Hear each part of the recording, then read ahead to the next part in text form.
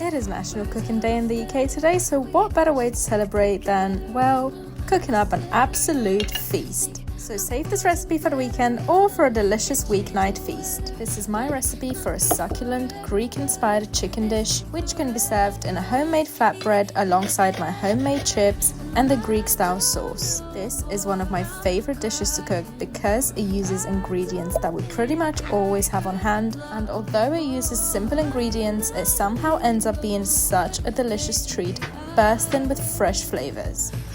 I would definitely recommend using boneless chicken thighs for this as opposed to chicken breast because you end up with the most succulent chicken full of gorgeous flavors.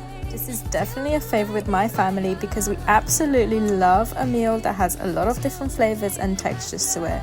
It is so easy to make, and the best thing is you can adapt it to get the flavors that you love. If you enjoyed this recipe, make sure to save it and give me a follow. See you next time.